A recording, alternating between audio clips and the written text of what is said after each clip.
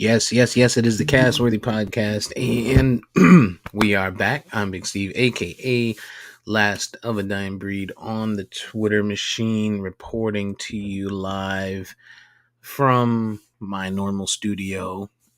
Joined today by EJ, the Sophisticated Savage, who is off in Panama doing Panamanian things with Panamanian people. Beachside, umbrella drinks, all the visuals. Yes, indeed. What's good, man? You been out there all week, right? Yeah, pretty much. Okay. Pretty much. It's hot out here. It's getting a little cooler. This your Last first? day, This the first time you've been there? You've been there before? nah, first time you would think more than once, right? Yeah, yeah. I mean, vacation, right? You can't frequent the same places too often. Become a creature of habit like that. Yeah, yeah, indeed. Yeah, man. So it's Sunday. What's today? December 11th. You just had a birthday. Yes, did you? Happy About four. birthday to you. Happy birthday to you, sir. Sagittarius season. It is upon us. Yeah, you out there shooting the arrow at things. No. Can't be a Yeah, can't be a Sag on vacation and not be poking or pushing the arrow at people. you trying to get me killed. Hey, they got strip clubs out there? I didn't ask. No. I didn't Hey, ask. listen, you don't play in the WNBA, so don't get don't get picked up out there because we're not gonna be able to get you back. Fortunately, this country is, very close to the United States, so I shouldn't have that problem. Yeah, yeah, we wouldn't have to trade a merchant of death for you.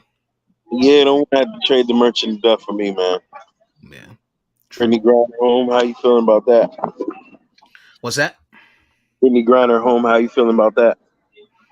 I mean, listen, man, it is what it is, right? We always say Joe's gonna pander. Joe gonna be Joe. He gonna do Joe things, Yeah. You, right? you feel like it was a fair trade to give up the merchant of death? I mean, he did what 15 years already of the sentence. He did 2/3 of the sentence already. Um, you know, if from what we saw, like we saw the pictures, the images of the place where she was being held, like it was inhumane. Obviously, they were making they were using her to make a statement, like Russia, that is. So I'm good with it. Like it's one thing, everybody says, "Oh, well, if it wasn't high profile, blah blah blah." But if it wasn't high profile, they also wouldn't be treating her the way she was being treated either. You know what I'm saying? She wouldn't have got such a long sentence off of a little THC. Right, right. Yeah, I mean it's politics, right? I mean, we can't have it both ways. We can't say politics as usual when it's convenient, right? So, I mean, there's a lot of people bitching about it, but it's politics as usual, you know? Yeah, I just wonder on the back end. There's always the unwritten writing in trades, just like the NBA and NFL and shit, right? It's the future pick or to be named. I have a feeling there's a little bit more to it than what we saw on at face value. Mm, it'll be interesting. It's just bad timing. You're sending all this money over to Ukraine, helping them out, saying prayers for them, save them, but then you're gonna let out this you know, this terror of an individual, and kind of hand him over to Russia. So I can understand, how some people might think, it wasn't unfair and might really crucify Joe and shit like that. But end of the day, you're the president of for the American people, and you got to do what's best for the American people. And if that includes black people, so if we like, yo, bring our people home, bring our sister home, you know, at least he gave us an olive branch there a little bit. Yeah, we got one. We got something. Got Panda. something. Still waiting on uh, total loan forgiveness, reparations, but it's all good. Yeah, yeah. Fight the good fight, Joe. um, But yeah, shout out to Brittany Griner, man. Hopefully, welcome back to her. Not hopefully, but welcome back to her. Hopefully, she gets back into, you know, whatever game shape it takes to get back into the WNBA, get it popping, and maybe we won't hear any more remarks about her hating the United States anymore. Well, hopefully she gets in the good mental space because I can't imagine what it was like to be in the gulag for 10 months. I don't Right. know if she's in the gulag, but yeah, being in Russia for 10 months, it's not like she expected that shit. You know what I'm saying? It's not like she was out here moving packs and knew at any time she can get locked up. But that had to be scary, and having to look at 10 years of being over there and no recourse that you may be able to, fix it and change it. It's gotta be scary. Especially when I mean, it's excessive when you're talking about a fucking weed cartridge. You know what I mean? A THC cartridge. Like it's different if she was pushing, like you said, if she's pushing dope or, she got keys wrapped up or something like that, or she got caught trying to smuggle something. But you're talking about now. Granted, end of the day, rules are rules, laws are laws, and you get held accountable for your actions. But I don't feel like any normal person would have gotten 10 days. I think it was just Putin. Yeah, Putin the 10 years rather. Yeah, and the timing of the war, Right. and this guy Joe giving all our fucking money away definitely didn't help. Yeah, man. I need them to hurry up with this 10,000 or maybe I mean, I guess not anything more because I don't have the poverty loans, so I don't get 20K They need to just wipe them shits away, man. or Pell Grant. I don't have Pell Grant, so um yeah, so you got, one side you got the Dems, we did it, we saved, we did it, Joe. That's back around. And not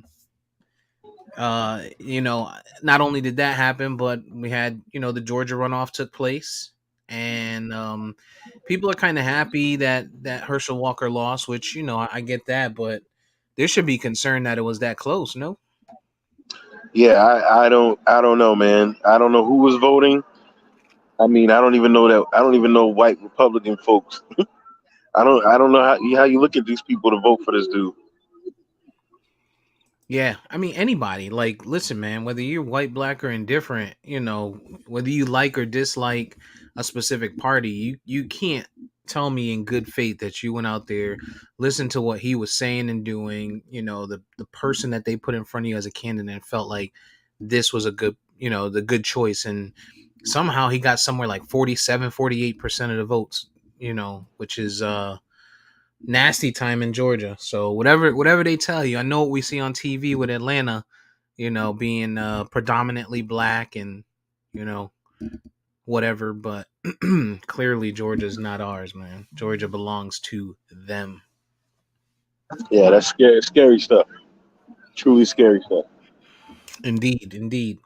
So shout out to that. Raphael Warnock won. Raphael, right? Raphael. I know VP is happy about that. He if he was here, he would give us some more insight on it because he is our local politics aficionado, if you will. Hmm. Uh, maybe he'll make it in. He'll pop in. I know he was handling some stuff. So, I got to see Black Panther yesterday. Finally. Finally, Yeah. finally, and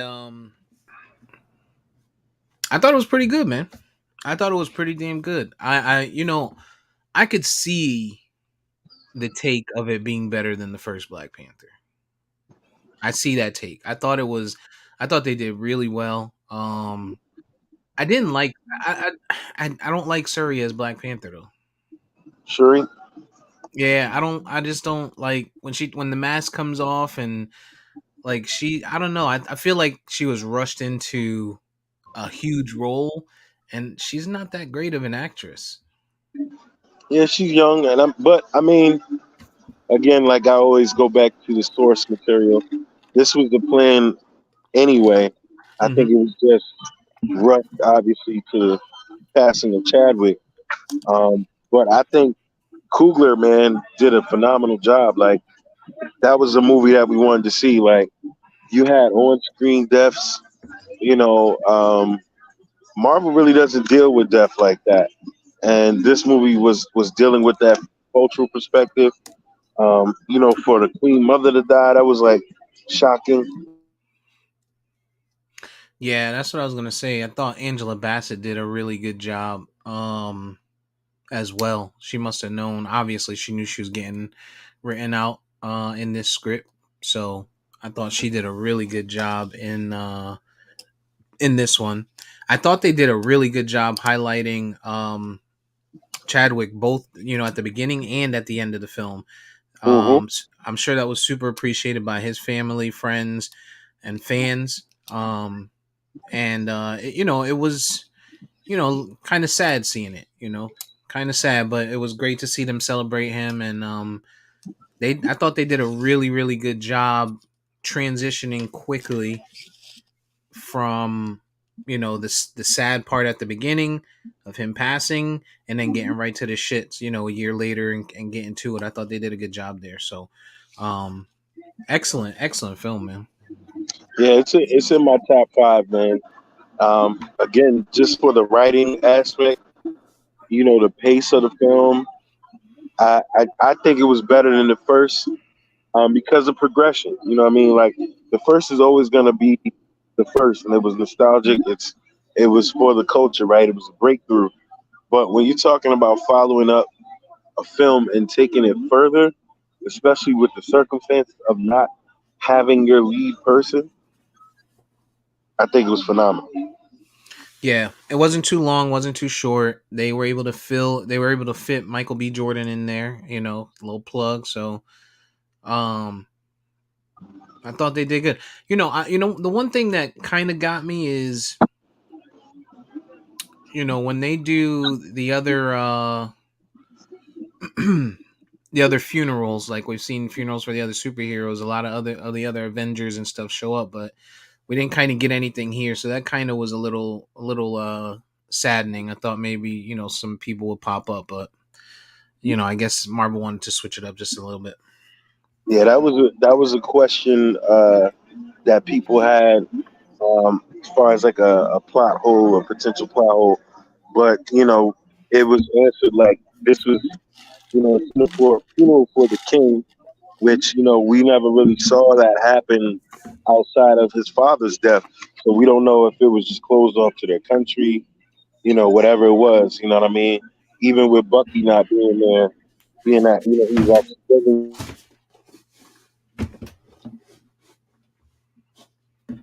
Where did Lupita get all of that from? I don't and I think recall in previous roles Lupita having all that cake. I remember it from 12 Years a Slave. But in 12 Years a Slave, she was getting whooped, wasn't she? Yeah, but she was naked. You nasty. There's a message in 12 Years a Slave. You're not supposed to be thinking, nasty time. I'm not. I'm just saying. I remember the scene. It's crazy. You, he was wishing you was one of the slaves, so you could save her. No, not quite. No. Um, yeah, she looked great. Lupita looked great. Um, she's never kind of really stuck out to me at all, and I thought she looked really, really good in this movie. Skin looked awesome. She looked like she exfoliated real nicely. She's always been like a black raspberry type, real dark, and she looked good. She trained really hard for that film. She Like did. You could tell. I saw, you know, I follow her IG, and I saw her training process. She really took herself into that job, Yeah, and they that's did a good job. what I appreciated about that. You know, all of them really put in a lot of work for this film. Yeah. Yeah, they did a good job. I forget the actress's name that plays the general, but they did a good job there as well with her.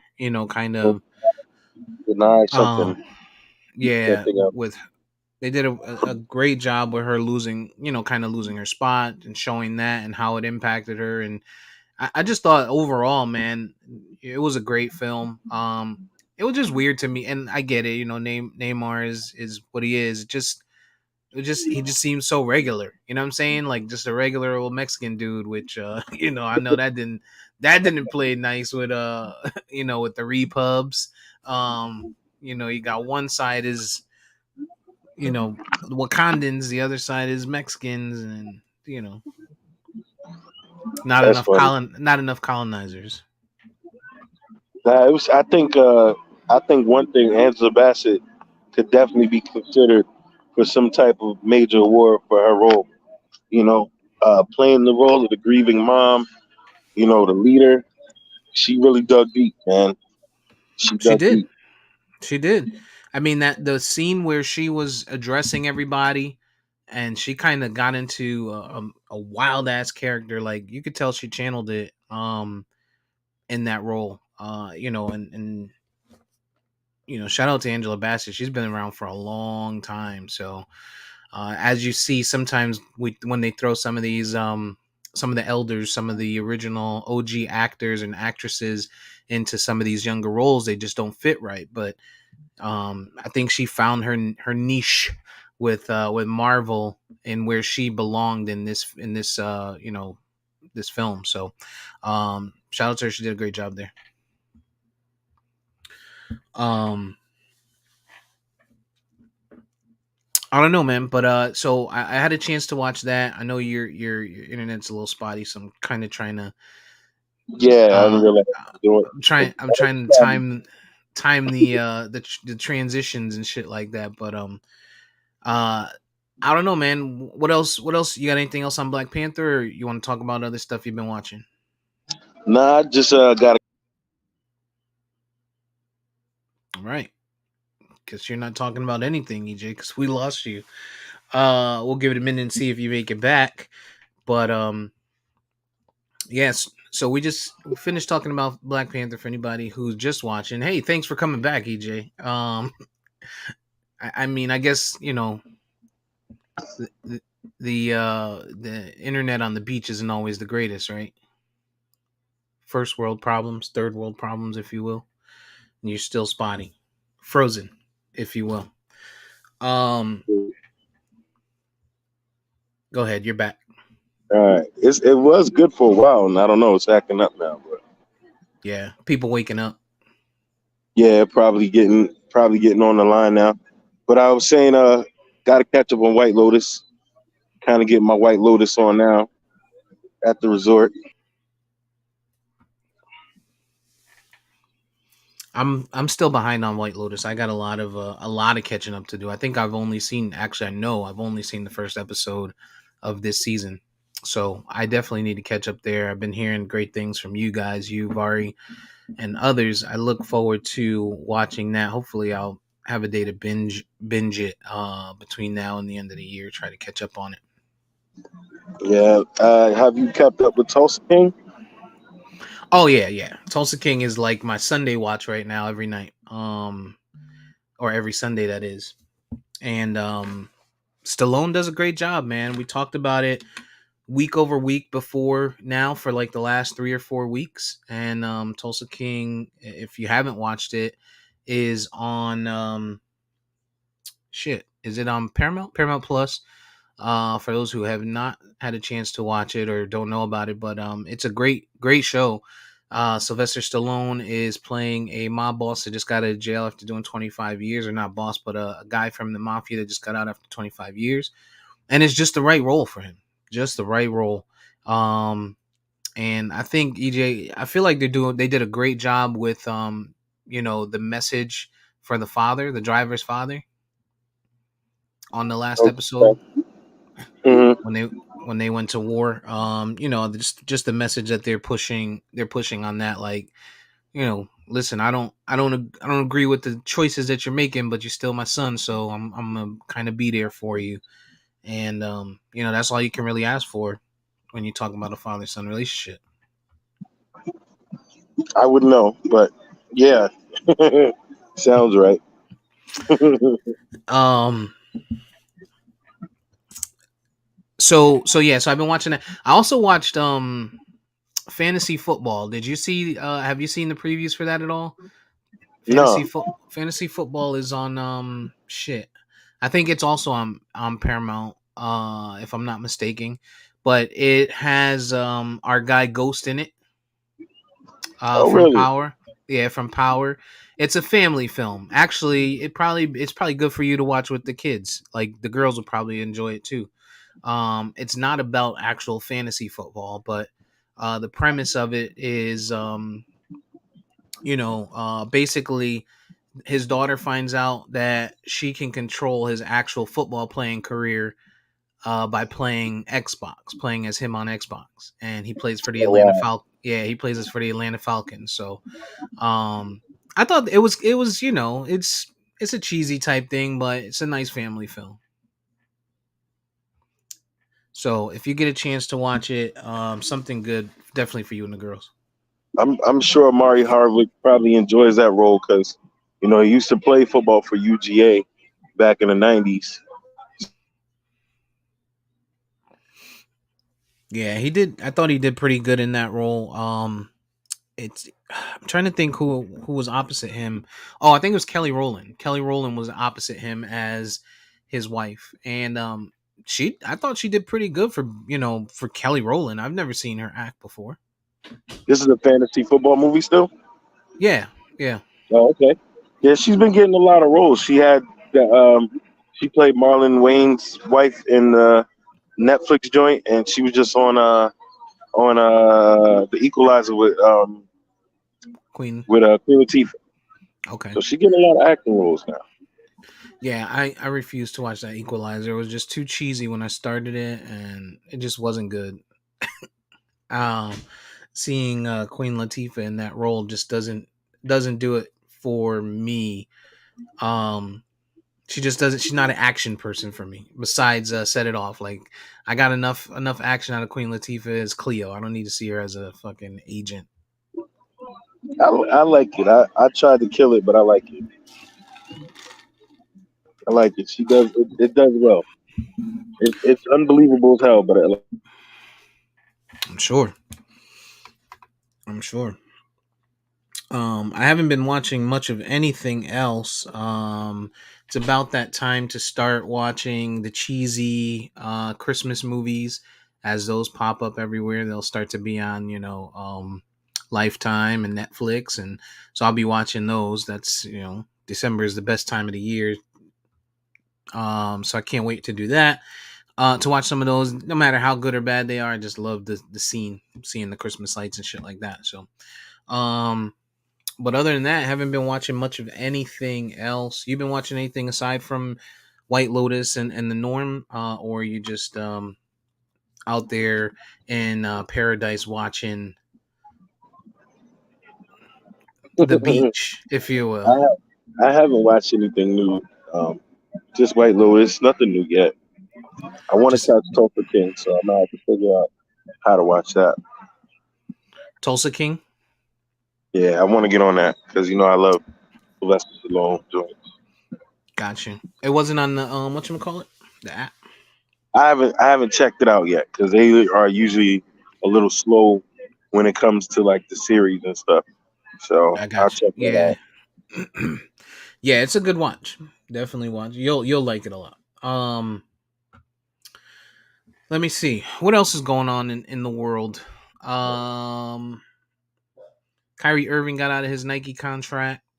People were kind of killing him, trying to label him anti-Semitic, and we've talked about that for a few weeks. But he's officially out of his Nike contract. He played a game, and on the side of his, the Nike Kyrie's, blacked out the Nike sign, and wrote "Free at Last." How you feel about that? I think he's kind of trying to market for a new deal. Is kind of what that looks like. If I'm thinking, Kyrie and what the message is behind that. But him getting out of that Nike deal, I think is beneficial for him, at least to him. It seems like. Yeah, I'm surprised at Nike a little bit. But I get it, right? I'm hoping he could bounce back and use this opportunity, to really see how many followers and fans of his shoe that he can uh, muster up. I don't know that any company gets behind him now, but I hope he could bounce back. But he's taking a lot of unfair hits in this situation, and it's kind of crazy. Yeah. It's just a matter of time before somebody sees an opportunity. They did it with Tiger Woods. You know what I'm saying? When he went through all his stuff, he got dropped by EA and Nike and all of that. And now 2K picked him up and they made a video game and put him on the cover. And, he's got a bunch of other deals. And if I'm not mistaken, I think he's back with Nike. So, um, it's just a matter of time. These companies just have to be on time with their selective rage. And then once they've made their message heard that they're not supporting something after everyone else forgets it and our fickle society gets back to their normal ways, then these companies will re-engage some of these guys. So I'm sure Kyrie will land on his feet. No question. No question. No question. Man, what else is going on in the wild world? Mm, not too much that I could think of. Was there a shooting recently? Uh, I don't recall. I saw something about some police officers tasing some people and shit, but I didn't pay too much attention to it. We kind of have gotten insensitive to that. We see it every day. We see the shootings. We see people getting beat up. We see people getting knocked out. Like the shit that we've seen on the internet. We're just not meant to see that. Like as human beings, we've never. I don't think we're programmed to digest that shit, and we just see it every day. And that's partially what's wrong with our society. Yeah, that is a lot of what's wrong with society today. Being able to tap into all of these horrible things and just accepting it as the norm, like that. It's kind of crazy, man, when you look at it, and it's really killing us, man. Like I've always said, like our parents, they literally listened to Vietnam happen. They didn't get to see it in real time. Right. We're getting to see Ukraine, the bodies, the this, the that, the shootings. Everything is just in your sensory all the time, and it's just violence, it's nastiness, and it's really killing us as a people, man. It really is, and it's pretty sad. Yeah. Yeah. Homeboy from Good Boy from Good Morning America, TJ, forget his last name. It'll come to me. But there's been some more allegations on him that there was more than just the one co-host that he was you know rocking with over there. So they've gone ahead and launched an investigation at CBS. Hopefully, he doesn't get the Ime Udoka treatment. Udoka treatment. Yeah, Hopefully, he will. that situation is still nuts to me. And again, like the pickle society, no one's talking about it now. Yeah. No, you think about, man, listen, we had a president we had a president who took part in some things in the Oval Office. And while he was impeached, right? Or was brought up for impeachment, um not canceled, right? I guess cancel culture wasn't a thing back then, but you kind of get where I'm going. We see this every day. We see this every day, and it's only when it's us that it gets magnified to be this crazy outlandish behavior, like we're not, like we're inhumane. How dare you, you know have relations with someone else while you're in a relationship. Don't get me wrong, you shouldn't be doing it. you know but I mean, that isn't even the worst part, though. The worst part for me is that dude is suspended for the year for having consensual relationship, and the other Right. party isn't being brought up on. Yeah. No, you're right. You're right. That's not important. Yeah, Ime Udoka was the coach of the Boston Celtics, and it was who was it? Was it the team president's wife allegedly, or the owner's wife? Uh, We still don't really have any confirmation. yeah, allegedly. He took it down for the count, and so I think he was suspended by the team though, and Yeah, from a team standpoint, that's just them being you know what's the word I'm looking for? Spiteful, if you will, because if you suspend him for a year, he still works for you, and he just can't work and he can't get paid. You know what I mean? As the owner, you pop my wife. Well, here, hold this. You're gonna get suspended. Versus if they had fired him, he could still go find another job and kind of get back into the world. So I think it's just a spiteful act on the part of the Boston Celtics, and we know Boston is what Boston is. They talk about people talk about anti-Semitism and all of that, but it all racism always takes a backseat to that, and Boston is a city where we're not accepted very regularly or happily, if you will. yeah, clearly So by the ownership. Clearly, yeah, yeah, no doubt. Aaron Judge got re-signed. Shout out to that. The Yankees got it done. yep. We Nine knew it would happen. 9 years, 360 million, $40 million a year for a 30-year-old man. Shout out to him. He deserves it. He's 30. He's 30. He's 30. So Thought he he'll was he'll younger than that.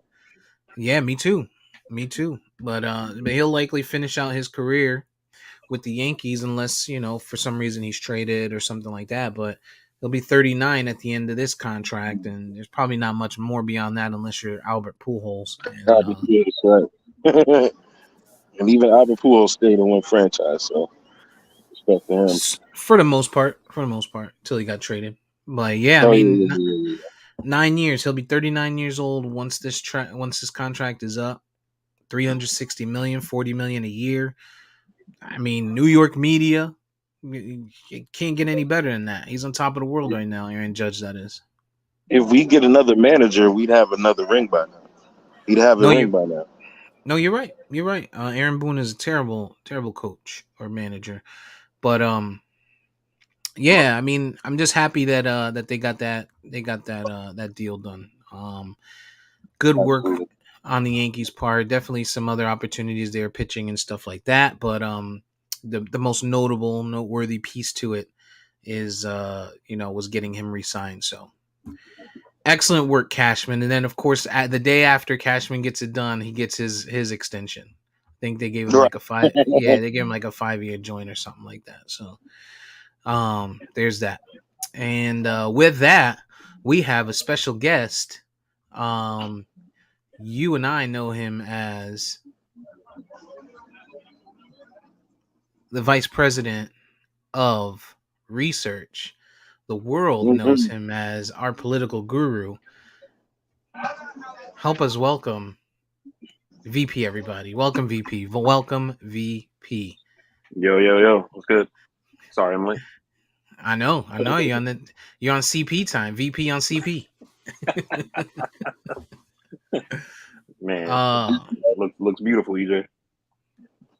Yeah, it's definitely nice out here, man.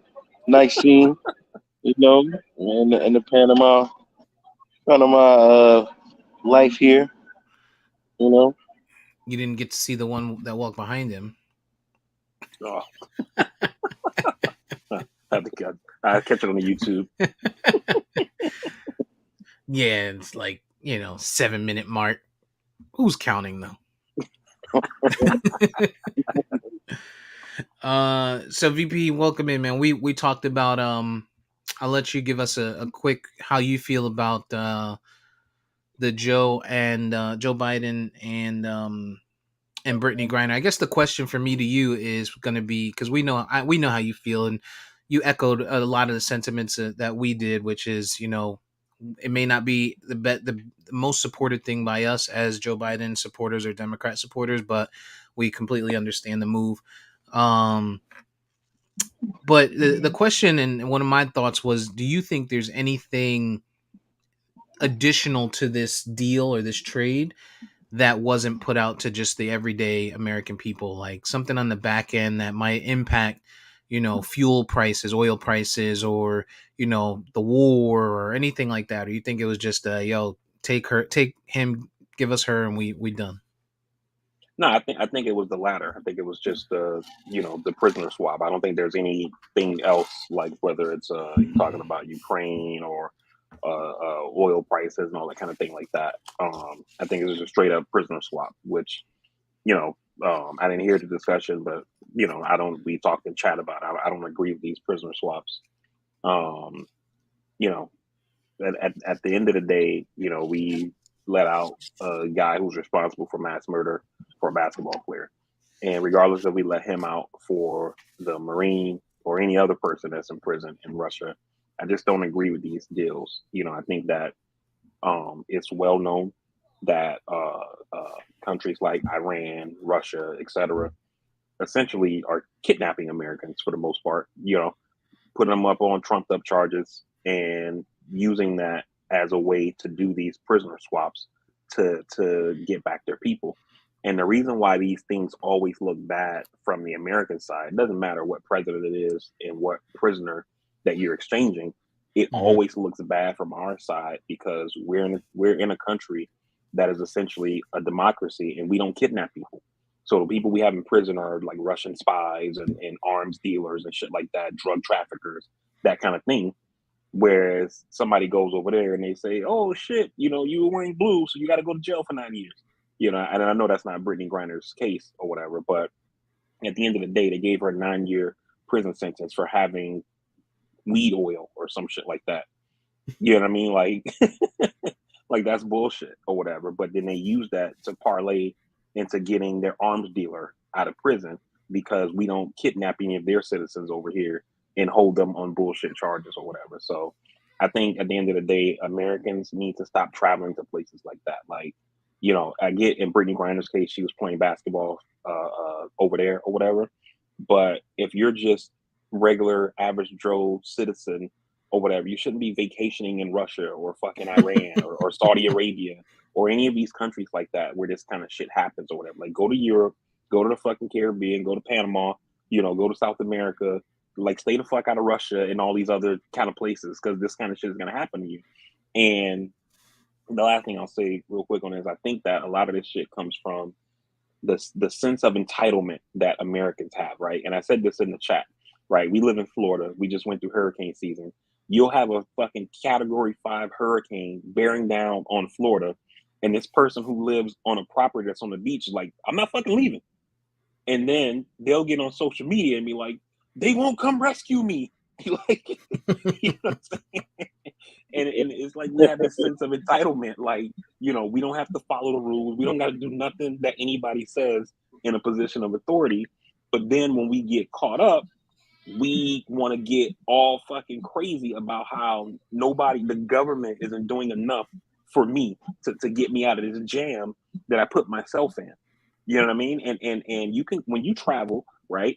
I'm pretty sure EJ probably knows this. Since he's overseas in Panama right now, they have all these different advisories they give. Hey, the State Department says you should watch out for this. The State Department says you probably shouldn't go here. You probably shouldn't go there when you're booking your ticket and shit. And you was like, yeah, fuck that, I'm going anyway. You know what I mean? and now here you are. Right. Yeah. No. You're right. You're absolutely right. Timing of number one is everything when you talk about travel. Obviously, even Europe is questionable parts of it at this point. Maybe not so much as it was a few years ago when old Donnie was in office, but um, yeah, you go somewhere where, especially somewhere where the United States is not they're not kin, if you will, right?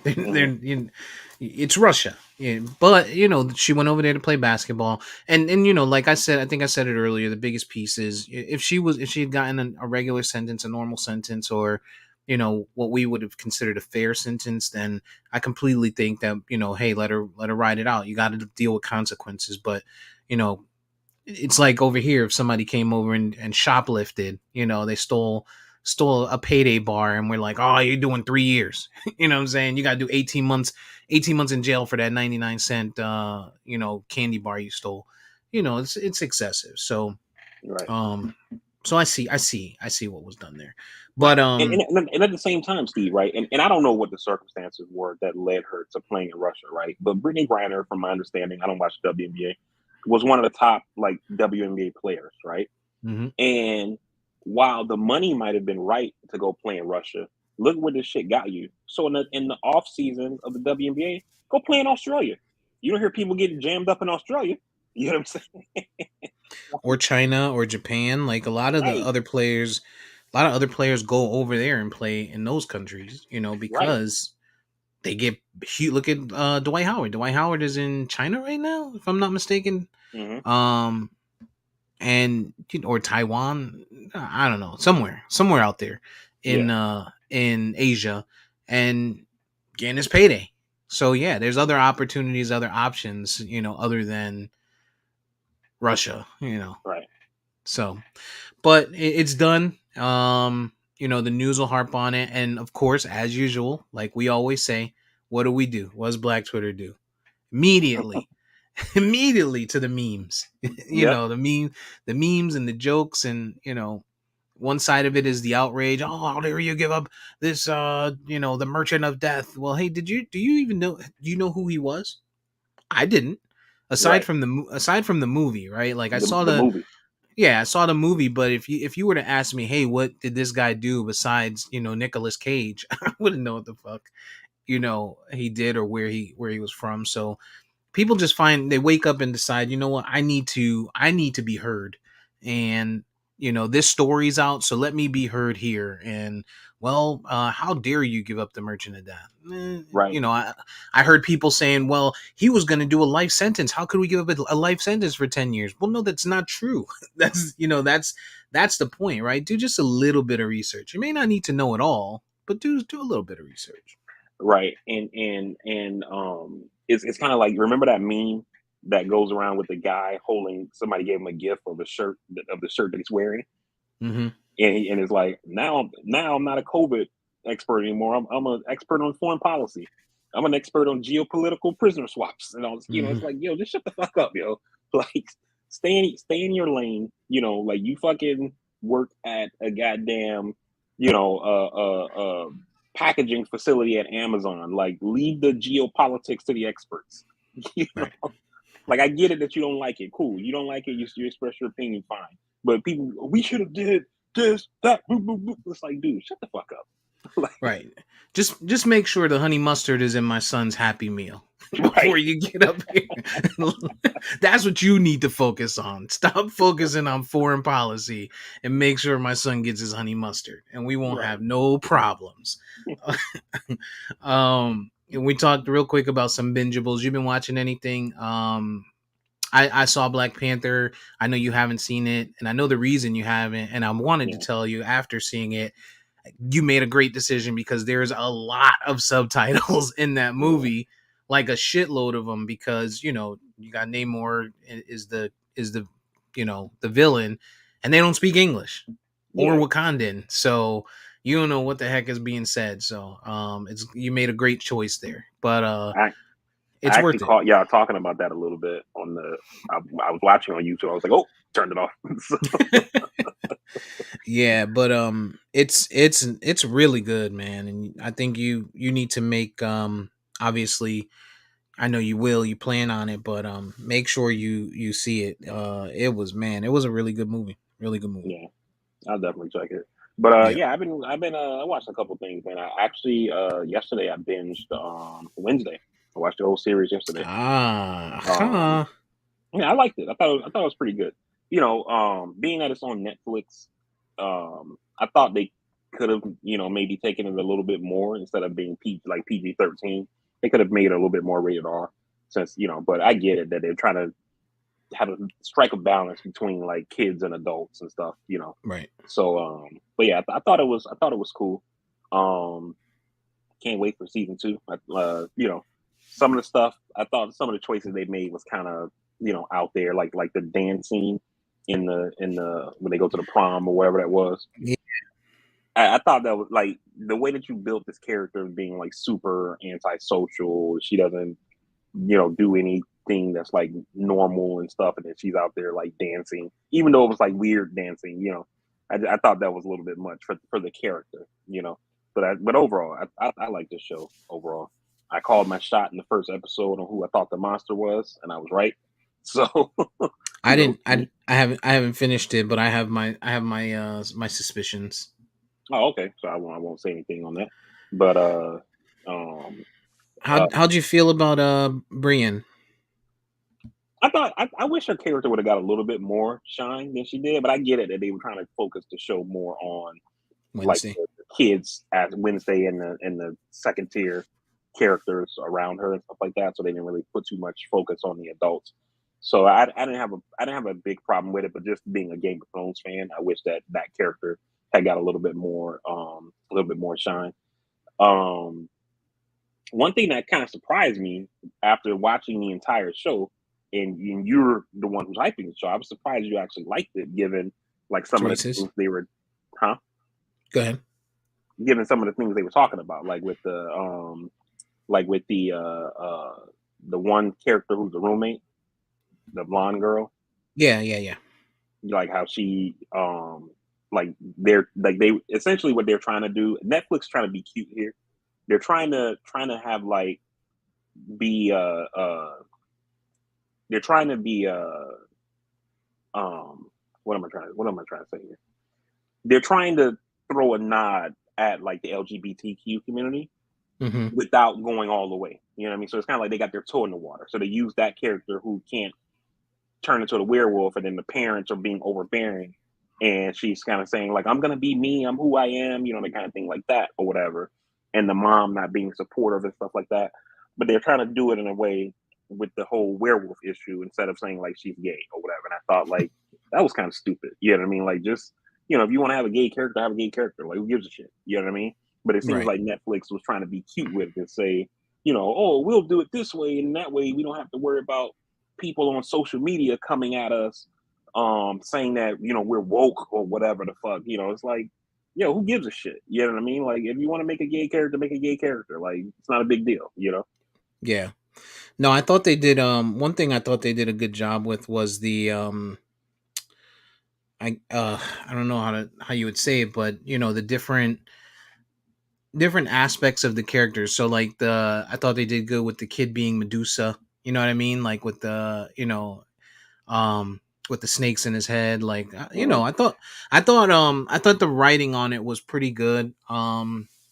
Wednesday, she played it great. The girl that played it great. And if I gave you one guess at who is being attached or associated in rumors of a potential thing with her right now, who would it be? Pete Davidson. Why? What is up with this guy? Yeah, he's the man. Yeah. You ever saw The Big Lebowski? Yes.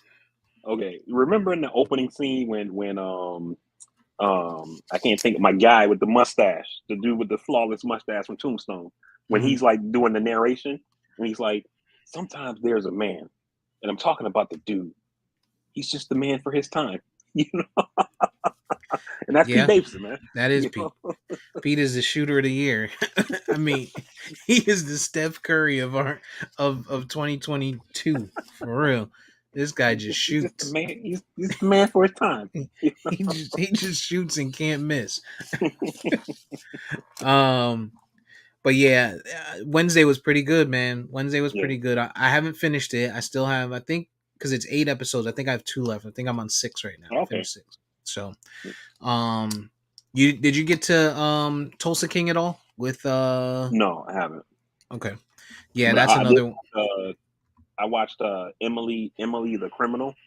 I saw it trending on Netflix, and it has Emily. It has her name is Emily in the show. It has Aubrey Plaza, the chick from White Lotus, in it. So I checked it out, and It was another one of those. It looks like somebody was like, hey, Netflix, we got a script, and they were like, send it our way. Yeah. You know, Say less. Exactly, say less.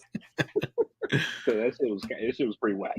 It has what's the name in it from Sons of Anarchy? The one who plays the character, they find out later he's like half black, and that becomes like a whole thing. Oh, yeah. I don't know what his real name is, but he's in that. He plays like the love interest of Aubrey Plaza in that one. But overall, it wasn't a good movie.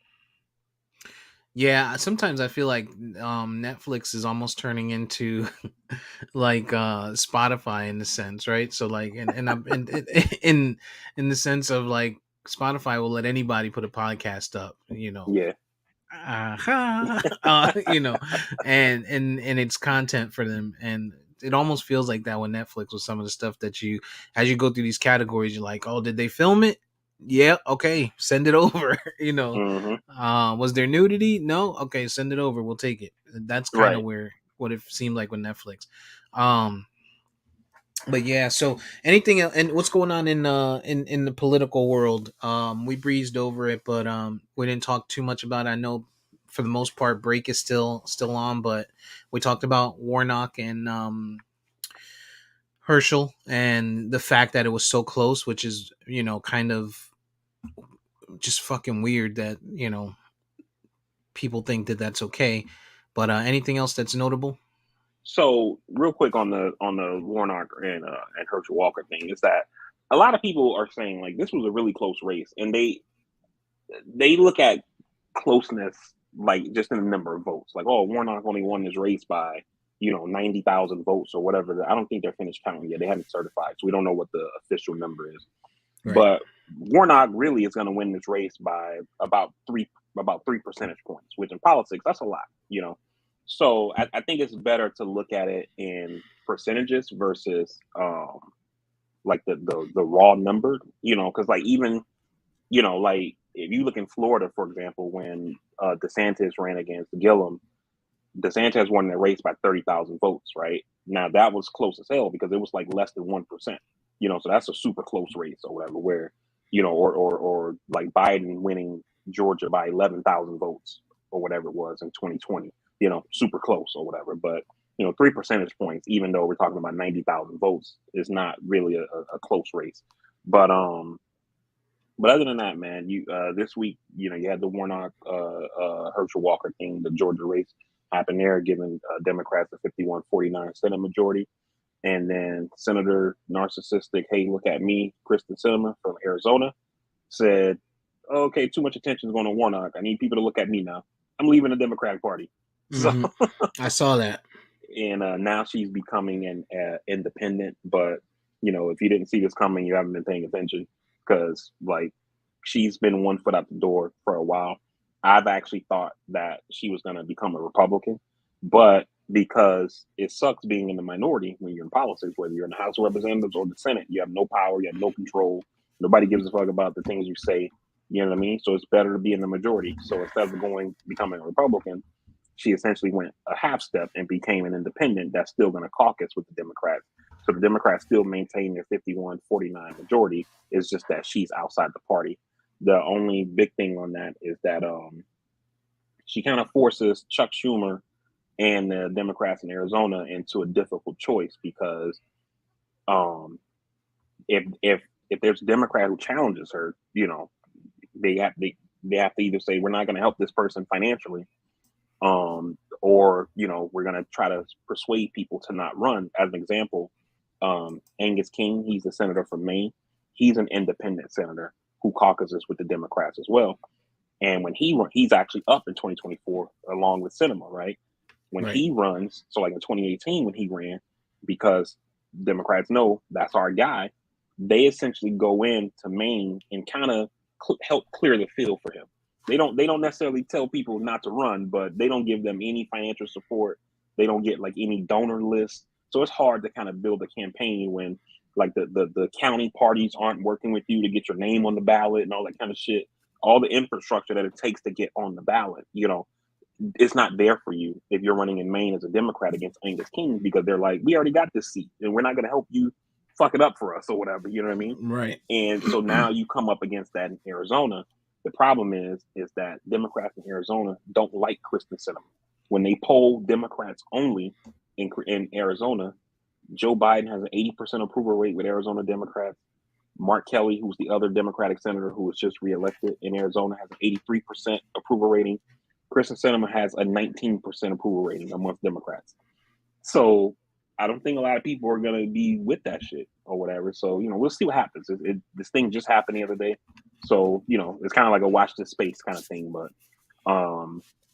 But Ruben Gallego, who's a congressman from Arizona, who represents like the Phoenix area, he's made it no secret that it's basically an open secret that he's going to challenge her in 2024. But now we have to see what the party's going to do, whether they get behind them or, they kind of do what they do in Maine and not give any support.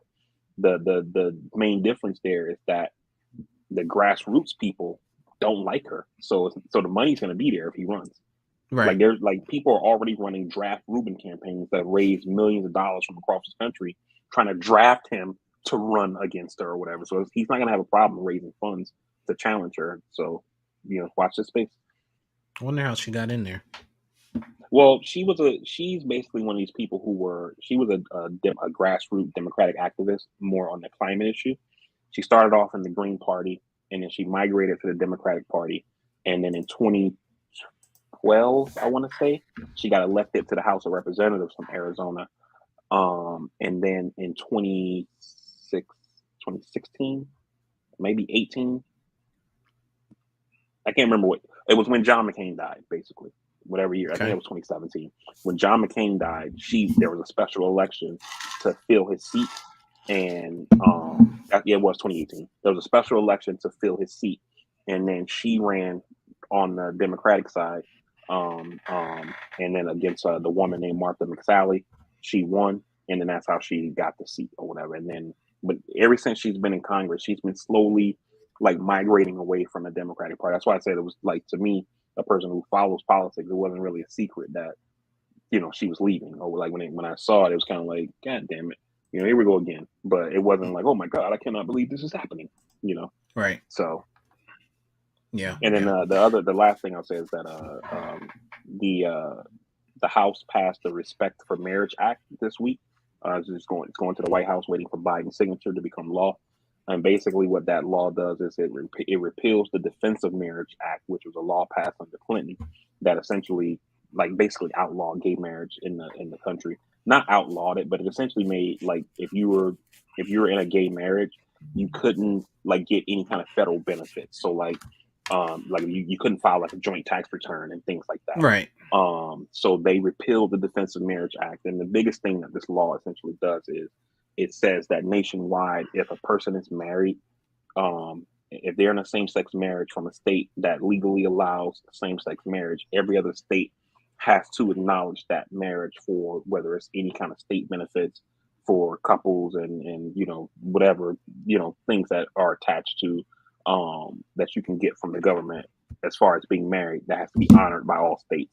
That's essentially what it does here. But essentially the reason they did it was due to the Supreme Court overturning Roe, and then Clarence Thomas writing that concurring opinion saying that he thinks the Supreme Court should go further and overturn Obergefell, which is the gay marriage decision, overturn the case that involved contraception, overturn the case that talks about it's a case out of Texas. I can't remember the word for it, but it essentially talks about sex between gays and things like that. They had laws in the books outlawing these things, and you had multiple Supreme Court cases that have overruled that stuff. And Clarence Thomas said that he felt like the court should overturn all that shit too. And so they passed this Respect for Marriage Act to kind of get in front of the Supreme Court doing some shit like that. Yeah, I don't know. I'll never understand. I still don't get the the focus around certain things. There's so much more to be worried about and concerned about, and here we are, still talking about people being gay or trans and whether they they get the right to choose to do that. You know what I mean? Like it's one thing to support the lifestyle or disapprove of it. You know, it's another thing to say, hey, you shouldn't even have the right to even think that way. You know, Right. like it's just crazy that we're still there in 2023. It's just a Right. wild ride that America's on right now. It's this thing. It's this, like, people make all these, like, oh, God didn't intend for, it's supposed to be a man and woman and all this kind of shit or whatever. And it's like, if you don't like gay marriage, don't marry somebody in the same sex as you. Like, it's not that hard. You know what I'm saying? Like, if somebody else does it, like, why is that even your fucking business? Like, when people say stuff like, it hurts marriage. Like, if two people who are of the same sex gets married, how does that impact my marriage? You know what I mean? I don't understand that. Right. And the thing is, you don't have to agree with it. You could be a diehard Christian or Catholic or whatever you are. You don't have to agree with it. I mean, who's the one that's supposed to pass the judgment? Right. Based on religion, not you. Right. Right? So let them deal with it when they get to those so-called pearly gates that you believe in the sky. Right. And then also, let me go a little bit deeper, right? Let me take it a step further. If you are a diehard Christian, right, and you believe in God and all this kind of stuff like that, right? God has this plan, this divine plan that essentially set the course of everything that's happening. So if we have gay marriage, isn't that just his will? Yeah, it's part of the plan. It's part of life, man. Right. So so now who are you, this person who says you're so devout, you're trying to fuck up the plan? So what does that say about you? Well, no, it's the book. There's a book. I know what he said. I know what his plan was, but I interpreted the book this way, and so it's my job and my duty to serve my God in this way. And it's listen, I don't judge anyone who feels that way. If you feel you have to serve whomever, whatever helps you get by, helps you feel that you have faith, whatever it is, it's your thing. Everyone has a thing. But if that's your thing and being gay is their thing, let them be gay. Like, it is what it is. Just when you do it in public, you supportive in public, and then when you close your door, you can say what you want, make crazy jokes, be like Vari. Oh God.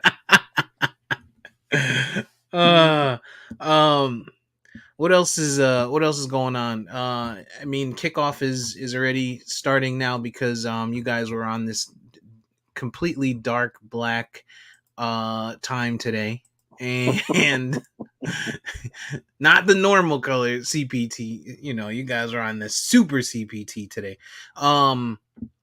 Jets Buffalo is a 1:00 game. That's gonna be a big game. That's divisional for you guys. Yeah. I know who you want to win, but do you feel like the Jets have any chance here with backup quarterback?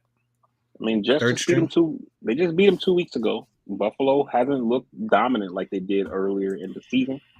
Buffalo thinks that Josh Allen should be their entire offense. He's the quarterback. He's the running back. Pretty soon he's going to start throwing and then running forward to catch it. So I mean, if they keep playing like they're going to be gettable. And I mean, they just beat them. Look, here's the thing. You got to take it week to week, right? But for the Jets, they had the good fortune of beating Buffalo and then going on their bye week and then getting Buffalo after the bye. So I don't know who the hell made the schedule like that at the NFL, but it's not like, you game plan for Buffalo, you get it done, and then you got to go play the Saints and then gear up for Buffalo again. You know what I mean? So it's like their whole focus for the last 3 weeks has been nothing but Buffalo. And I think that could be beneficial to the Jets to potentially win this game. Do I think they're going to win it? Probably not, but I hope they do. Right. I think it's going to come down to Sauce, man. That kid is playing lights out, man. It seems like the Jets may have struck gold with Sauce Gardner. Yeah. We will continue to watch him. He's a rookie, right? And it's the similar case with Cincinnati. You don't know what you don't know, and as kids and as young players coming in, and he probably doesn't know that he's supposed to be afraid to D up these these great wide receivers. Pause. Right. But he's getting it done. Right. He's getting it done. And to your point about not knowing what you don't know, like I feel like that's part of your boy Trayvon Diggs, right? Because Trayvon Diggs he was like very aggressive, like he wasn't just playing. It's like I'm going for a pick, like fuck trying to break up a pass. I want it, you know what I mean? And a lot of that shit worked out. And so now it's like, damn, this dude got this many picks on, And so now you become like that guy. And then it's kind of like Omar from The Wire, when he was like, Omar without a gun? Like, sometimes who you is enough. You know what I mean? Mm-hmm. And it's so, you build that reputation, and now people are like, I'm not going to throw over here to this guy, because he's gonna pick it off, Yeah. And so, and Sauce Gardner may be that way. It's like, yo, I'm playing whoever. It don't matter to me. I'm going to get it, So, right. And you just do enough. You just do enough so that quarterbacks kind of think twice before making you their read. So you don't even have to be that good, but you've made enough good plays on enough good stages against enough good players that quarterbacks think that you are a good, really good player, and that could be the case here. He's a rookie, so a lot remains to be seen there. But I think that'll be a good game today. Cleveland and Cincinnati have a game today. Deshaun Watson looked like shit last week coming back. It's almost like he hasn't played in 2 years. Right. Right. Like why would you pay him all that money if the dude hasn't played football? That's insane. Yeah. Well, they didn't pay him anything yet. Oh yeah, true. They agreed. But he didn't make shit this year. But his contract is fully guaranteed, so they're paying him one way or the other. True. Minnesota, Detroit divisional. Detroit, like I said last week, Detroit is starting to look like that team that's the next man up. It's just a matter of them getting healthy. They love their coach, and that we saw that, and that's a big piece to it. And they believe in their talent. Amon-Ra St. Brown, and once Williams comes back, and they came out and said Jared Goff is not the bridge guy, so they kind of plan on, and maybe this is just confidence building, like we talked about with Zach Wilson. Like, sometimes you got to say things to make your guys feel good about themselves, and so maybe that's what's happening here. They may consider other options, but Detroit is looking good, and I feel like they can pull one out against Minnesota. It's a divisional game. It's in Detroit. They're actually favored. Detroit. Yeah, I mean, we talked about it last week, man. The Lions score a lot of points. It's not like they're not winning because their offense sucks. They can't stop anybody. You know what I mean? Right. And if they could just put together, a defensive drive or two, get the offense a couple of more touches, they could win that game. And it's not like Minnesota's some powerhouse offense or whatever. I keep saying the thing that Nick Wright said. The two best players on the Vikings is Justin Jefferson's left hand and right hand. So, so if you could not necessarily shut it down, I mean, he's that good where you probably can't shut him down. But if you could just, instead of him getting, 6 for, 140, maybe you make it only 4 for 80. And that might be enough to get you that game, Yeah. And, you have one thing going for you that everyone has going for them at any time when they play Minnesota. And that is Kirk Cousins is the quarterback. So, anything could happen, and anything likely will happen there. So that's another good one. Another good divisional game today is Philly and the Giants. I've been saying it for weeks. Philly they're winning. They're getting it done, but convincingly not so much, and not against really good teams. And this is a divisional game, and while the Giants aren't a good team, they're scrappy and they find ways. Their defense is scrappy, and I don't know that the Giants get it done again still, because I do think Philly's a good team, but I think they're missing, like, Dallas Goedert is huge. When you have a quarterback who can't make throws outside the hash marks consistently, you need that tight end. And, we see that with Dak. You know, when Dak is not making those throws, he comes inside, and that's when Dalton Schultz eats. Hendershot. We got Ferguson, 3 tight ends that'll eat on days when he can't make those throws, when he's having a bad day, you know. And same thing I think with the Eagles is they're missing Dallas Goedert. You can kind of see that with their offense, and luckily Miles Sanders is doing okay and having a pretty decent year. Yeah, I think Philly. I get everything you're saying, but I think Philly gets this done. I think the Giants kind of peaked early, you know, and you know, remember, you know, what was it, like week 8? We were talking about, man, we could have 3 NFC East teams in the playoffs, you know, and it seems like everything just went to shit since then. So, because I think at that point they had like 5 wins, and they have what, like 6 wins now, and it's like it's like 6 weeks later. Yeah, I think the Giants are a benefit of good coaching. Dabble, and you know they're good coach. Same thing with Philly. I think Philly's got pretty good coaches as well. So, which also says something too about the Chargers. Like, why didn't they go try to get Dable? You know, like I've heard that it was a salary issue. They didn't want to pay him as much as he was looking for as a head coach, and it's kind of like, you got a young quarterback. Why not get him, instead of getting him a defensive coach? Why not get him an offensive-minded coach that can get everything? I mean, you see what the dude has done with Josh Allen, so why not put that around your, you know, brand new franchise quarterback, basically? You know.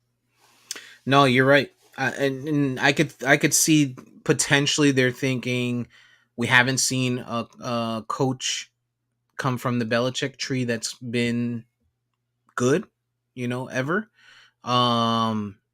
Or been successful rather. And so maybe that was part of it. I don't know. But yeah, I would have definitely went offensive mind. But shit, look at what people are doing. We go back to Belichick. He's got a defensive coordinator at offensive coordinator. Let me ask you this, because this is actually something I've been thinking about, and since we brought it up, I'll ask: do you think it's possible that Belichick put in Matt Patricia as his defensive coordinator as his offensive coordinator, because he's essentially keeping that spot open for Josh McDaniels? The return of Josh McDaniels. This dude is just not a coach. Belichick probably told him, "Yo, you gonna take this job? You know you can't coach, man. Like, you're a coordinator. You gonna take? All right, I'm gonna hold your spot." Belichick was like, "Look, man, Buffalo look like a monster. Miami made some move. They got Tyreek now. We're probably gonna be good this year, man. Go ahead and get that check, and I'll see you next year." Right. Come on back. You always got a spot here. Yeah, that's kind of what it's looking like. What else is who else is this week? Kansas City, Denver. That should be a wash. Denver should get washed away on that one. Yeah. Interesting game this week for me, you know, before we get to the nightcap, is I think that Tampa Bay San Fran game is a big game. This will be the first game with, you know, where you have the third string quarterback starting for San Fran, and you know, Tampa Bay 6-6. They don't have a great defense.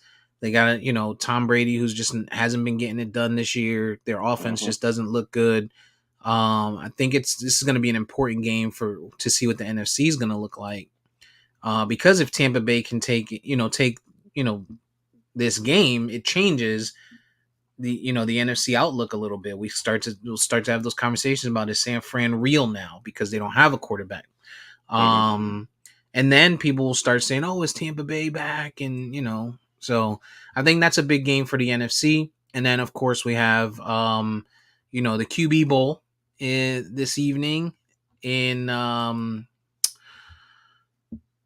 what's his name? What's your quarterback's name? Tua. No, I was thinking Miami. Oh yeah, Tua. That guy. No, I got it. I'm just messing with you. Tua Tagovailoa versus Justin Herbert, which I think is a big game for you, because you feel like Justin Herbert doesn't get the criticism that Tua gets. But how do you feel about that game? Do you think Miami's going to be able to go into Los Angeles and just wash the Chargers, or you think it's going to be a good game? Real quick before that, on the Tampa Bay game, I actually think Tampa Bay, regardless of the third string quarterback, I think they can actually get the 49ers. And the reason why I say that is that I watched some film breakdown of that Dolphins 49ers game, and you know, Tua had guys just wide open that he just missed. You know what I mean? And I mean, Tom Brady hasn't been the greatest this year, but I don't think Tom Brady misses those throws or those, you know what I mean? Like if you give him opportunity, he's gonna take it. You know. So and then you got a rookie quarterback playing that maybe the Dolphins defense didn't know what to make of because like who is gaming out going against this rookie QB. You went the whole week thinking about Jimmy G. Now the Bucks know, okay, this is the guy. We got film on him now. Let's go ahead and make this dude uncomfortable. So I think the Bucks can get that game. As far as us, man, I definitely think we could. The Chargers have a depleted defense. They got a bunch of guys who aren't starting today, who are their normal starters. Their secondary is banged up. They give up the most. I think they give up the second most passing yards in the NFL. I believe is what I saw. Somebody posted on one of the talking head guys posted on Twitter the other day. Yeah, I think we should win this game. I think McDaniel did the smart thing in not coming back to Miami also. So it's not like the guys are going to be jet lagged and shit. They went to San Francisco early, and then they flew from San Francisco on Monday to LA, and they've been, I don't know where they've been living, whether it's hotel on campus or whatever, but they've been practicing at UCLA's facilities all week. So they've been in Cali since last 2 weeks or whatever. So they should the flight factor shouldn't be a thing. So I think we get this game, man. So Detroit, I've been saying it now for 2 weeks. They were going to get that kid. They were going to get Jameson Williams back. Mm-hmm. He just caught his first career touchdown. First catch, first touchdown. Damn. So, and of course against Minnesota, wide open somehow, wide open, ran a post route right up the middle. So yeah, I mean that team is they got some. Boy, they got some things, man. Detroit's gonna be a team to watch for. And I know, like both me and you have have shitted on Goff, but this dude did go to the Super Bowl. I mean, granted, they had a good defense or a great defense.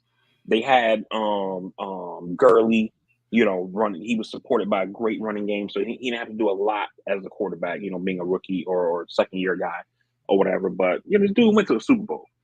So he can do something. It may not be, he may not be Josh Allen, he may not be Mahomes or whatever, but I mean, the dude was he first overall, right?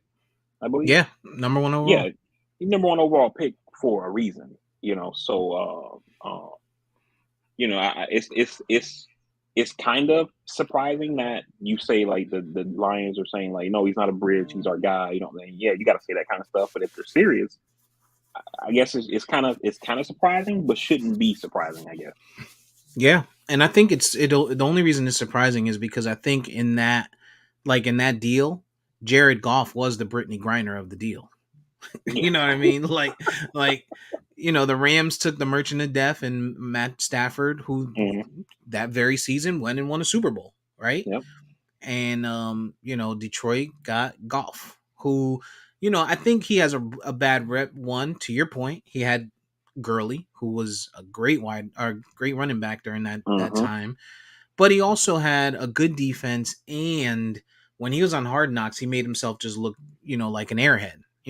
Like every time they showed him, he was saying some airhead type shit that you're just like, come on, dude, like what, you don't know this stuff. And I don't know if that was him joking, and maybe it was, and so people just don't think he's a smart guy, but he makes plays and he's getting it done. And I think that's a team that's going to be to watch for. Yeah, the Chargers don't have anything for Tyreek. I just don't understand how teams don't just send Tyreek deep at least every play for the first quarter, right? I'm not teams, but you guys don't send him deep on teams every play, first quarter, 2 or 3 plays, 3-4 plays, however long that looks like. And they're probably trying to reserve his hamstrings, That's true. And make teams pull their safeties over. And then once you open up the safeties, then you should have Waddle and Gesicki, and these guys should be able to eat, man. Like, you just got to keep them honest. But I guess they're hoping that if they don't do it, then they can reserve it, and then Tyreek gets the big touchdown, which we see that. But It just seems like it's easy. It could be so much easier for the Dolphins, Yeah. at times. So, and you guys don't run the fucking ball. Yeah, we definitely gave up on the run last week. I don't know. And we talk all the time about how these coaches, coaching is a little bit chess, but sometimes it seems like, these guys kind of outsmart themselves. And it seems like we went in thinking they think we're going to run because their run defense is real suspect. And so instead of focus on run, we're going to focus on pass, and throw them off guard. They prepare for run. We come at them pass heavy.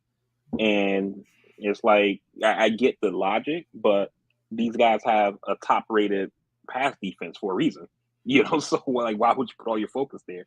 Like if they struggle against the run the goddamn ball, Right. but also part of that could have been them thinking, we're down 2 starting offensive linemen, and so maybe we can't run the way that we thought we were going to do, since we don't got Teron Armstead and Eichenberg playing.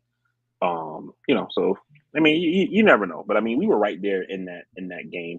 The score, the San Francisco score is not indicative of the game overall, because we were down 6 when Tua throws that pass to Gesicki that gets overturned. And who knows what happens at the end of that drive? But we were moving the ball, and if we go down and score, we could be having a different conversation in terms of Miami.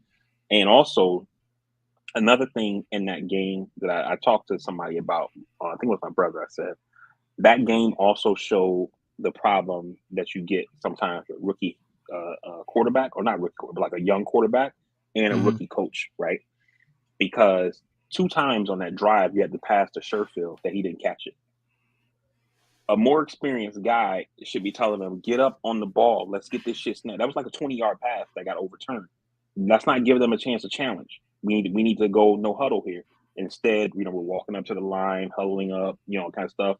It gives Shanahan a chance to look at it. Like, no, I'm throwing a flag. It gets overturned. Same shit to Gesicki. They throw it to Gesicki in the sideline. It gets called a catch. Like, get up and no substitutions.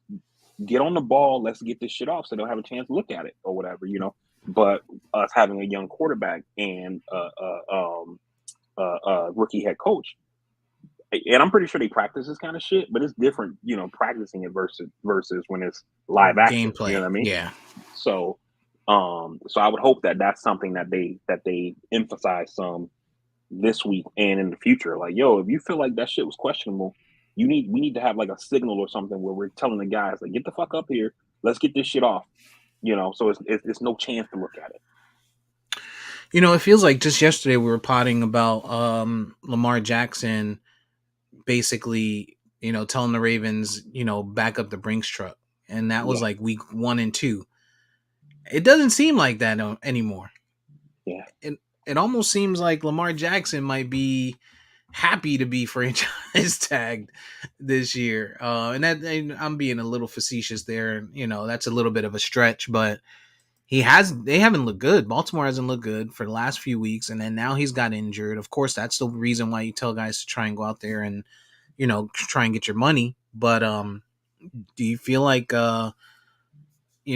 Lamar's going to have a problem getting re-signed next year by Baltimore?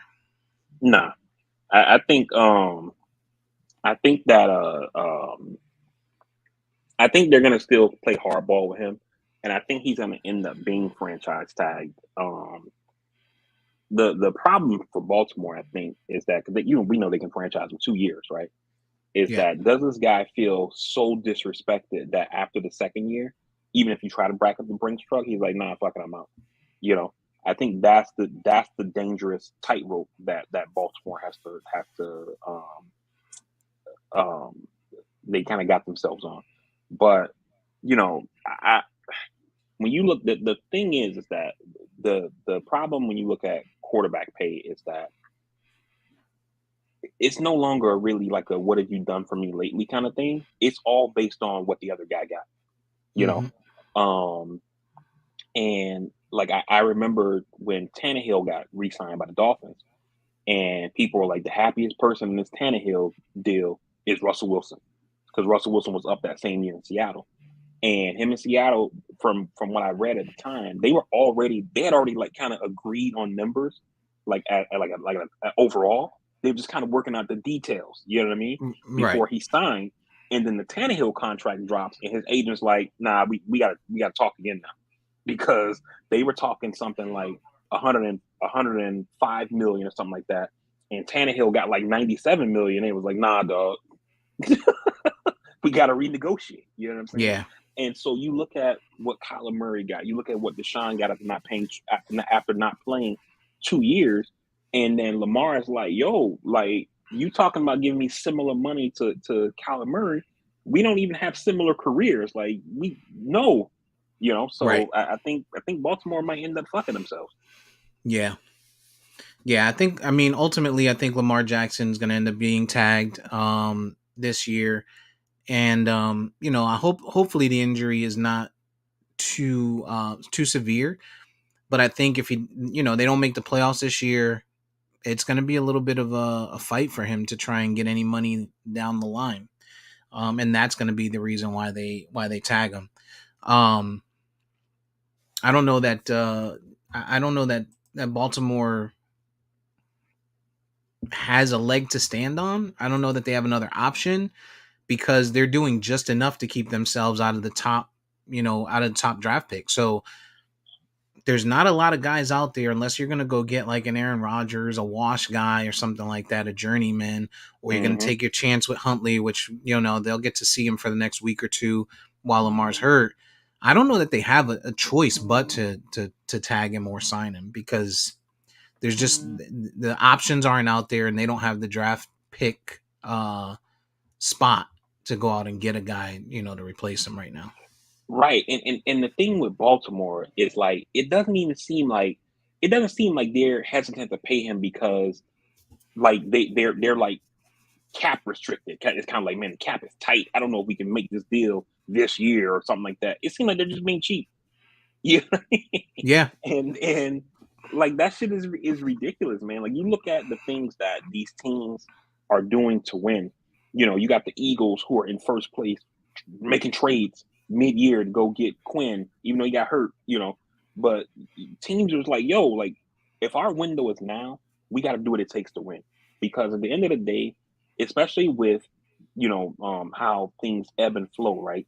And I remember after the Dolphins made the trade for Bradley Chubb, I saw a thing where it was like, a lot of fans used to feel some kind of way about draft picks and stuff. Like, oh, we got all these picks, the future's gonna be bright. This draft's coming up is rich with receivers or like whatever your team need is, right? And it was like now fans are looking at the Rams, they're looking at the Dolphins, and they're like, man, fuck them picks. Like, like we want to win. That's all we care about is winning. I don't give a fuck about some plan you got for 3 years from now when this guy is gonna be a free agent and this dude is coming out of college. Like, fuck those picks. Get guys in here today so we can win some fucking games. Yeah. Yeah, I mean, you think about the team that has the picks and has the money is going to be the Bears. And I think based on how that pans out in the next few years, we'll see a change in how GMs do their job in the NFL a little bit, because we've seen, like, at least from a Miami standpoint, they got a bunch of picks. They made some great trades. They look like a great team, and you're in, you're in a good place to where you can easily take over that division or at least be very competitive in the AFC overall. So, you see things trending in the way of, all right, let's not overhold people. Let's be a year early versus a year late on getting rid of some of these stars so that we can get some picks. But if we see, Chicago go out and try and do this, which is what they've done, they traded away their defensive guys. They traded away, Allen Robinson. They traded away a bunch. Well, I think he was a free agent, but they traded away a bunch of people. Luckily, they have a quarterback. They have a bunch of picks and a bunch of money. And if it doesn't work out, then I think we start to see teams go back to I don't care about draft capital anymore. Right. Because at the end of the day, like for everything that you're saying, I guess for what we're both saying, you got to be honest with yourself when you look in the mirror, right? Like, are we a player away, right? Are we Minnesota and we're just a quarterback away, right? Mm-hmm. Or, or the Rams, we're just a quarterback away, right? Or are we the Dolphins and we need wholesale, like this shit we just brought a fixer-upper. We got to break this bitch down to the studs And then, you know what I'm saying? Right. And if you're not honest with yourself, you're not going to be able to make the kind of deals that you need to make, either to get draft capital, to get cap space to for free agency, whatever. You're not gonna be able to do that if you're not honest with yourself. Right. Yep. Yeah. That's like I said real quick. That's like I was saying when I remember when we traded Devontae Parker to New England. EJ was like, "That's so dumb. You traded him within the." I'm like, Devontae Parker's not good. We got like a 6th-round pick for him, so at least we got something instead of letting him walk. Plus, we got Preston Williams, who's on a rookie contract. Devontae Parker got a $12 million contract. Preston Williams got a $1 million contract. We got the same player, same height, same drop passes, same injury all the time, and we saved $11 million. I don't Yeah. see a problem, and we got a draft pick out of it. You know what I'm saying? Right. No, you're So- right. You got the great value version of Exactly. Like, you know, like we thought we had Fruit Loops. We went ahead and downgraded the Fruit Rolls. You know? right. We're good with Fruitios. Yeah. No, I got you. This week it came out. So Odell Beckham's done his rounds. He went, saw Cowboys, which was probably the biggest one, most televised, most social mediaized visit, where he went, saw them. Then they went down to the Mavs game, and I'm sorry, Dez put some stuff out where they went out to dinner and they spent about 17 grand, something like that. Hefty business around there. And looked good, looks great. But now we're starting to see this week, some comments came from Jerry Jones. They're not confident that he's going to be ready right now, and they don't know what they're going to do, whether that's a bargaining scheme like you said, or but then also two other things came out. Micah Parsons says, well, he told us he'll be ready in 5 weeks, right? We're at week 14 this week, so 5 weeks puts him playoff week. Like 2nd round playoffs. Right. And then you got the clip from him being on the shop where he basically was really arrogant and just, out there about it, like saying, sure, I could go in and play a whole season, but why should I? Let me drop in, let me give them 4 weeks of my talent, in the playoffs and try to go out there and get this jewelry. So basically he's saying, hey, I want to get, the A for the group project when, all I did was pop up on the last day of the project and say, hey, by the way, you forgot, to cite, you forgot your citations or something like that, So do you feel like that's going to have any impact on the Odell signing? So with the Jerry thing, I thought like Jerry's just doing business. He's trying to make other teams interested, say like, oh shit, maybe we don't want to sign this guy. So that way Dallas is the only bidder. You know what I mean? Mm-hmm. But now I hadn't heard about the Michael Parsons comments. But so if he did tell them that, that's I don't know if you make the signing, because if he's gonna be ready in 5 weeks, it's gonna take a couple of games to, like, we thought he would be ready like now, and it's like you have like 2 or 3 tool-up games going into the playoffs, and that way you're kind of yourself in the playoffs, But if you're tooling up in the playoffs, it's like, what's the point? Right. Yeah. I mean, it happened last year and it worked last year, but you can't make that, that should be the exception to the rule. Right. And then to your second question about kind of like dropping in and going for a ring, I don't necessarily have a problem for that or with that. Like when you're talking about like veteran players, like these guys know the game takes a toll on your body, and for him, he's coming off an injury, so it's a little bit different, right? But with other guys, like the dude that we just signed, Eric Fisher, the offensive lineman, right? Former Chiefs player. He was one of those guys that a lot of teams were targeting in free agency, and he didn't sign with anybody. And so a lot of people, including myself, thought maybe it's something there. Maybe he's injured, or maybe he's done. And he basically was sitting on the shelf waiting for this time for a team to need him, drop in into the season, try to make some shit happen and get some jewelry. You know what I mean?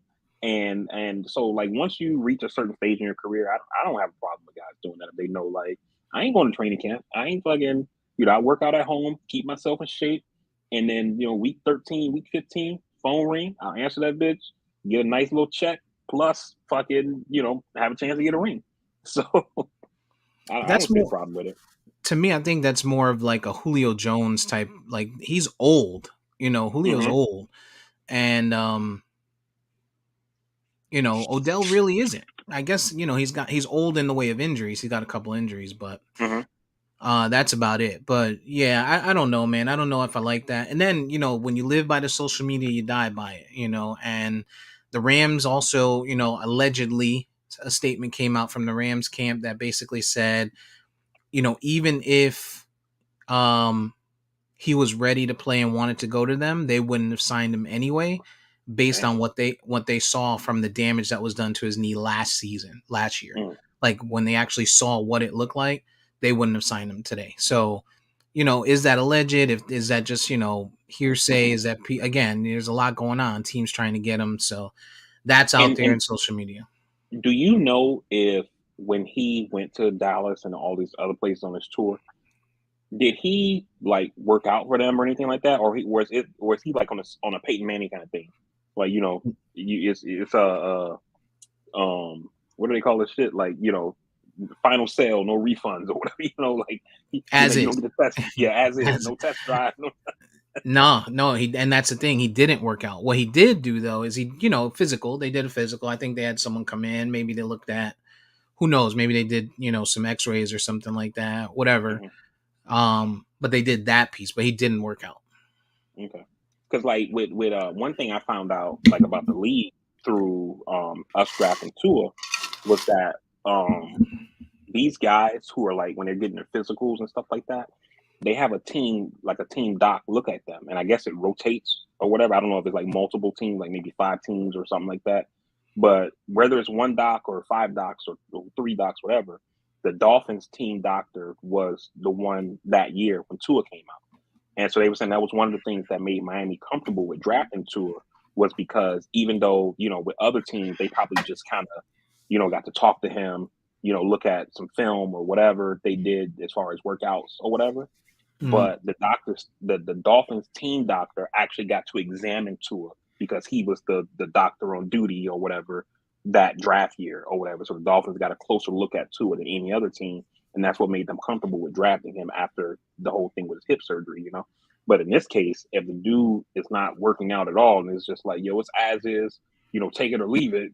Right. I don't know if you can do that, whatever, especially the way he plays the game with all the cutting and stuff that he does, if you're not sure about his knee. But again, I don't know if Jerry's just doing business.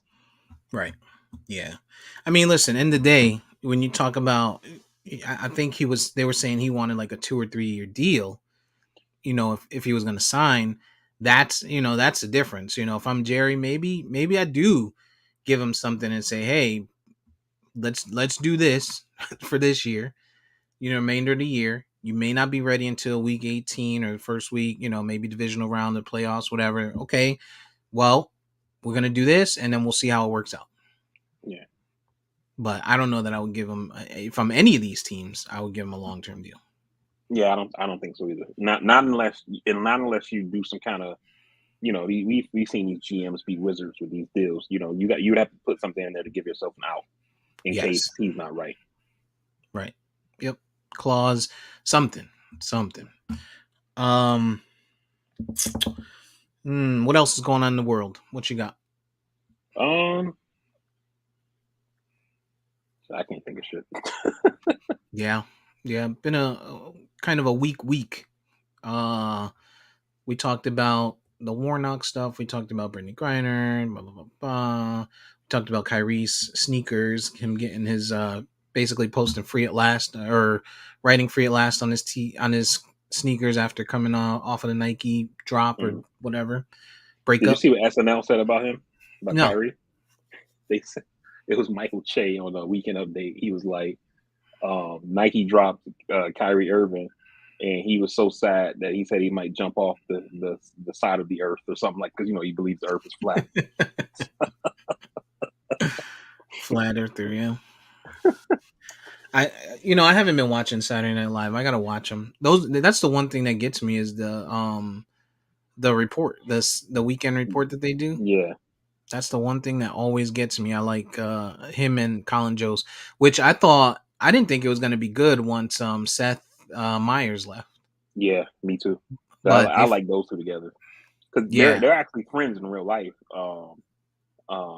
I like Colin, when it's this time of year, Colin and Che. They're friends. Like basically, how Che got on there was when Seth Meyers was getting ready to leave. Che had like just started the Daily Show with Trevor Noah. They kind of started at the same time, and Colin called Che and he was like, "Yo, how's things going?" And he was like, "Oh, I'm at the Daily Show now." He was like, "I don't know, like if my style is gonna fit here or whatever, but And he was like, "Man, you should come over and write for us." And he was like, "You can do that?" He was like, "Yeah, we do it all the time." And so he was like, they just bring people in to like help them write stuff. And he was like, he wrote for Weekend Update and he wrote some stuff that Seth Meyers did. And then once Seth Meyers left, Lauren was like, "Let's put Che on there."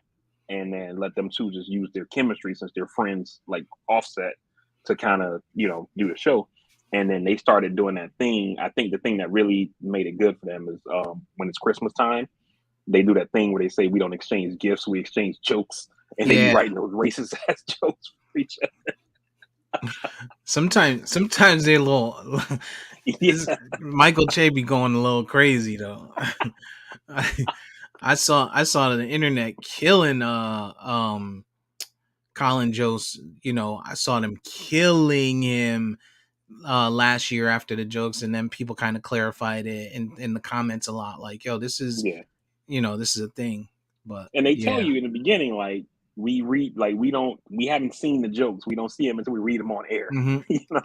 Yeah, but you know how the internet is. The internet's gonna internet. Right. You telling me they're gonna put something on TV nobody's seen? Like, it's a live show, dude. Like, I'm pretty sure somebody's seen it. It's just Colin hasn't seen it. Right. So, yeah. I like Colin Jost though.